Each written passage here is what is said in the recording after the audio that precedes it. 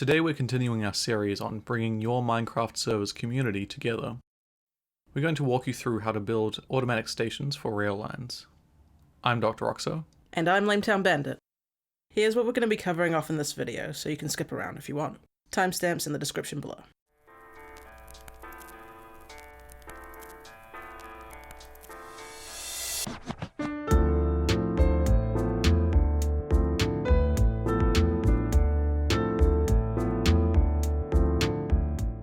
One of the best things about playing on a multiplayer server is getting to see what everyone's building.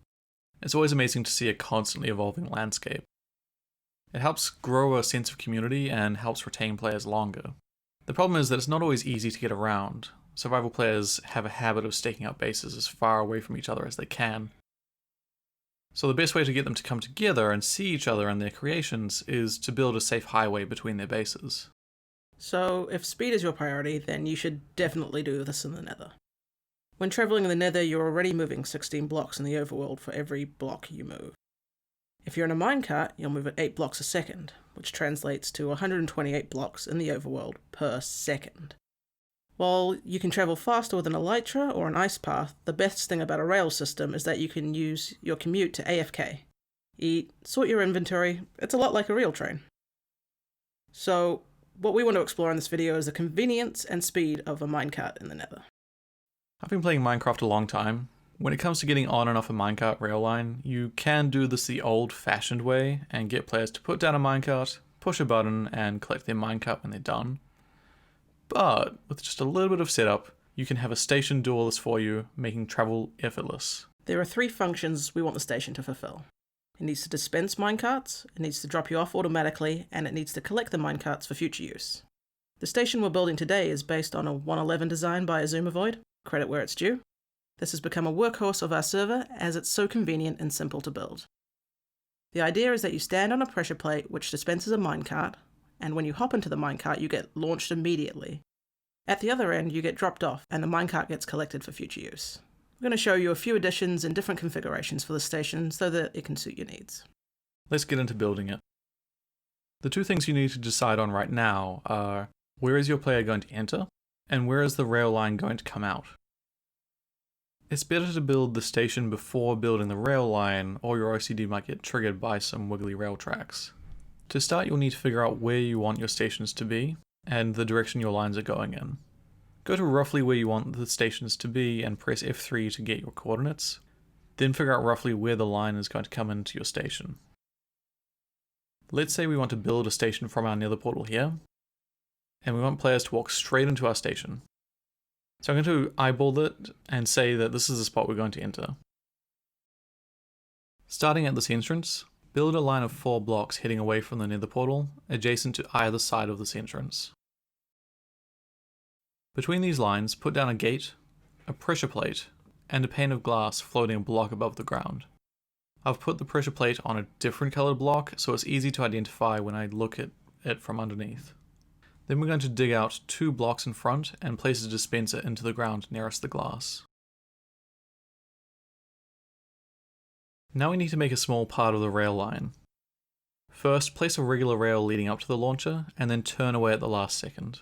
This turn is critical for the station to work. It lets a minecart that's being launched head down the rail line in the right direction, but it still allows players coming into the station to avoid the launcher. Then put some powered rail on top of the dispenser and the block next to it. Now we need to excavate around the structure to make room for redstone. Put a redstone torch beside the powered rail with a solid block on top, and just check that it's powered correctly.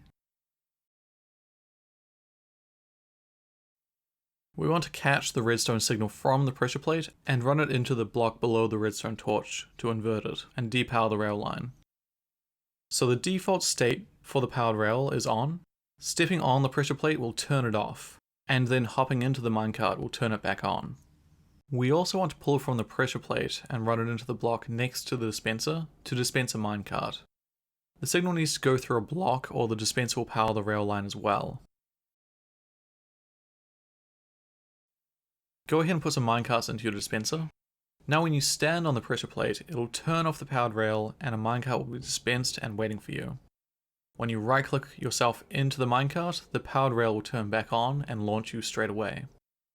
As a bonus, the gate will close itself, meaning that no pesky pigmen should be able to send all your minecarts away. So you can send players on their way, but now you need to get them out. The easiest way to handle dropping off players is to bring the minecart rail line around the launcher and place a piece of activator rail in front of the entrance. Of course, you'll need to power the activator rail too, so this can be done with a redstone block, or simply a redstone torch underneath. This will pop the player out of the cart automatically, and the cart will continue moving. The player will come out to the right of their direction of travel. Sometimes this can do funny things with putting players in a block, so it's worth having a block of air between the activator rail and anything else. Next, you'll want to collect those minecarts and reuse them. To do that, just bring the line back around to the dispenser. You can place this anywhere, but this is going to reduce the number of hoppers you need. So, recess the ground by a block, again saving on hoppers, and then put a line of hoppers leading into the dispenser. Put a cactus down a block past the hopper in line with your rail. Cacti need to be on top of sand, and they can't have any blocks around them. You can put a block on top if you don't want the cactus to grow. Now just run the rail into the cactus. When a minecart hits the cactus, it'll break, falling into the hopper and making its way back to the dispenser. So when a minecart comes into the station, the activator rail will drop the player off, and then the minecart will come around to the cactus where it'll be broken, fall into a hopper, and then be passed along to the dispenser for reuse. And to leave again, the player just needs to stand on the pressure plate and right click on the minecart. This station can work in a closed loop, so it's just one line with an automatic station on each end. If you need multiple lines, just have multiple stations next to each other. It also pairs really well with a destination picker station. We'll be showing you how to build one in the next tutorial. That covers off the main build. Now let's talk about upgrades. You can configure the layout so that the activator rail is part of the main line coming out of the station. This is useful if you don't want to loop the player around the entrance of the station. The trick with this is to set it up so that it only activates when minecarts come into the station and not when they're going out of the station. To do this, when heading away from the station, put an unpowered piece of activator rail in the line, then a detector rail. You may find this doesn't work on your multiplayer server if you have a bit of lag, so in this instance, you'll need a piece of regular rail in between the detector and activator rails. Use a redstone torch under the activator rail and another torch to invert it, and a bit of redstone to connect it all together. Both these methods will still trigger the activator rail on your way out of the station, but it'll happen once you're already past that point. A problem which you'll likely run into is that sometimes players will send a minecart down the track with no one in it. And if it comes to a complete stop and you collide with it, it'll send you back in the direction you came from, which is pretty inconvenient. In the worst case, tripling your travel time. We've been experimenting with how to catch those minecarts early and return them. This is the best we have at the moment, in addition to the station which uses a tripwire to see if a player is in the cart or not.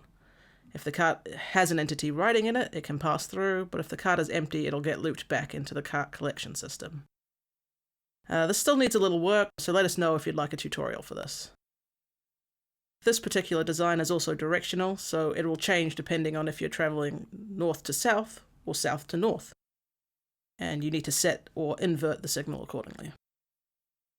Now we're building all of this in the Nether, and the Nether is a dangerous place, so you want to protect your tracks as you go.